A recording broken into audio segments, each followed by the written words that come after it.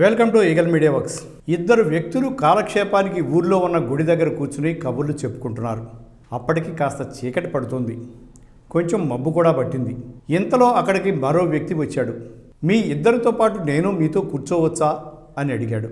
అందుకు ఆ ఇద్దరు, అదేం భాగ్యం, ఈ చోటు మాది కాదు, మేము కూడా కాలక్షేపానికే కూర్చున్నాం, నువ్వు కూడా కూర్చోవచ్చు అన్నారు.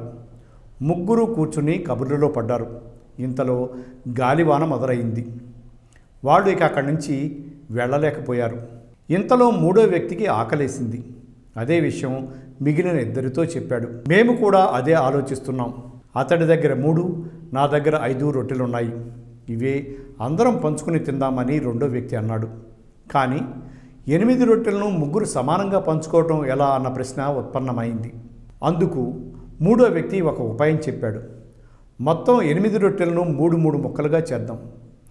అప్పుడు వచ్చిన 24 ముక్కలను ముగ్గురు సమానంగా తిందాం అని అన్నాడు.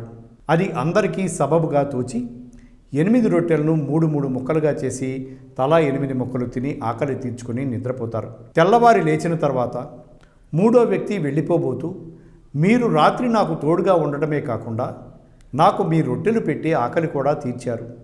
మీకు చాలా కృతజ్ఞతలు. నా దగ్గరున్న 8 బంగారు నాణ్యాలు మీకు ఇస్తాను, మీరిద్దరూ తీసుకోండి అని చెప్పి 8 బంగారు నాణ్యాలు ఇచ్చి వెళ్ళిపోతాడు.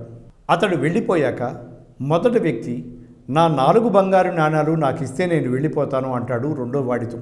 అయితే రెండో వ్యక్తి, నీవి 3 రొట్టెలే, నావి 5 రొట్టెలు కాబట్టి లెక్క ప్రకారం నాకు 5 బంగారు నాణ్యాలు, నీకు 3 బంగారు నాణ్యాలు చెందుతాయని అంటాడు. ఇలా వాళ్ళిద్దరి మధ్య వివాదం మొదలవుతుంది. ఈ చిక్కు తీర్చుకోవడానికి ఇద్దరూ రచ్చబెండకెక్కుతారు. అక్కడ న్యాయాధికారి మొత్తం కథ విని బంగారు నాణ్యాలు తన దగ్గర పెట్టమని చెప్పి తీర్పు తెల్లవారికి వాయిదా వేస్తాడు. రాత్రి పడుకున్న తర్వాత న్యాయాధికారి కలలో దేవుడు కనిపించి, ఏం తీర్పు చెప్పబోతున్నావని అడుగుతాడు. నాకు రెండోవాడు చెబుతున్నదే న్యాయంగా తోస్తుంది అని అంటాడు. అందుకు దేవుడు నవ్వేసి, నువ్వు కథ సరిగా విన్నావా అని అడిగి 3 రొట్టెలు ఇచ్చిన వాడికి న్యాయంగా 1 బంగారు నాణ్యం మాత్రమే ఇవ్వాలి అని అంటాడు. న్యాయాధికారి అదెలా అని అడుగుతాడు. ఎలాగంటే, మొదటి వాడి దగ్గర ఉన్నవి 3 రొట్టెలు, వాటిని అతడు 9 ముక్కలు చేశాడు. రెండో వాడి దగ్గర ఉన్నవి 5 రొట్టెలు, వాటిని అతడు 15 ముక్కలు చేశాడు. అయితే మొదటివాడు వాడి రొట్టెలోని 9 ముక్కల్లో 8 అతడే తినేశాడు. కానీ రెండో వాడు తన 15 ముక్కల్లో 7 ముక్కలు మూడో వాడికి పెట్టాడు.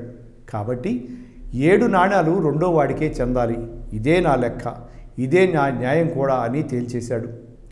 తెల్లవారి న్యాయాధికారి ఇదే తీర్పు చెప్పాడు. అది విని మొదటివాడు, ఇతడే నయం, 3 నాణ్యాలు ఇస్తానన్నాడు, మీరు 1 ఇస్తున్నారు అని వాపోయాడు. అది విని న్యాయాధికారి అతడికి 1 ఎలా చెందుతుందో వివరించాడు. దీన్ని బట్టి అర్థం అయ్యేదేమిటంటే, మనం వేసుకునే లెక్కలు వేరు, దేవుడి లెక్కలు వేరు. మన దగ్గర ఉన్న దాంట్లో మనం ఎంత ఇతరులతో పంచుకోగలుగుతామన్నదే దేవుడు పరిగణలోకి తీసుకుంటాడు.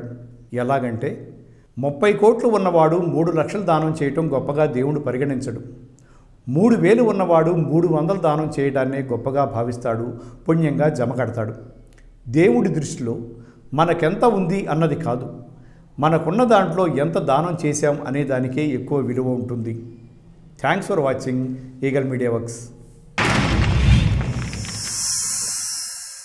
Like and subscribe Eagle Media Works.